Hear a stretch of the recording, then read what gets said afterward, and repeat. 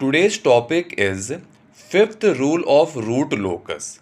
Fifth rule states that asymptotes meet at a point called centroid, where formula of centroid is given as sum of real part of poles minus sum of real part of zeros by p minus z।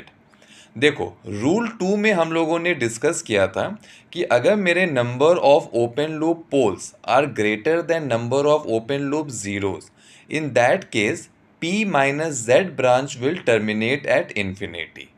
फिर rule 4 में हम लोगों ने ये discuss किया था कि ये जो मेरे p minus z branch infinity पे टर्मिनेट कर रहे हैं, ये हमेशा अलोंग द एसिम्प्टोट टर्मिनेट करते हैं, जिसका हम लोगों ने एंगल ऑफ एसिम्प्टोट निकाला था। ठीक है।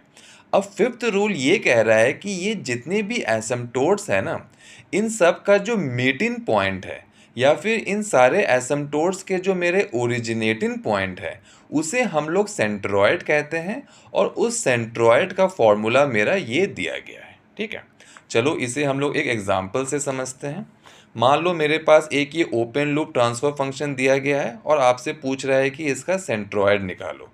तो देखो, ओपन लूप ज़ीरो मेरा यहाँ पे लाई कर रहा है, ओपन लूप पोल्स मेरे यहाँ पे लाई कर रहे हैं। तो अब सेंट्रॉयड का फॉर्मूला क्या है? Sum of real part of poles minus sum of real part of zeros by P minus Z.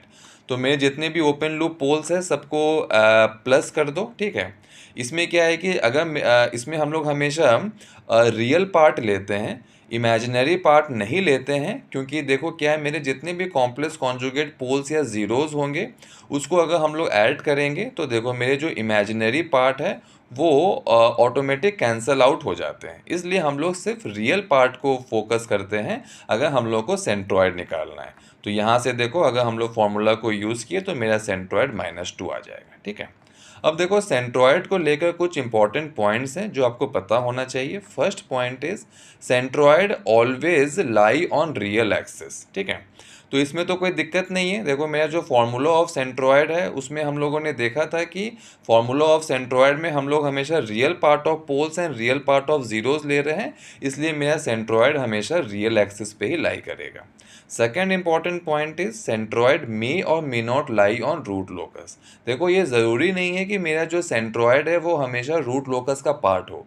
Centroid मेरा रूट लोकस का पार्ट हो भी सकता है, रूट लोकस का पार्ट नहीं भी हो सकता।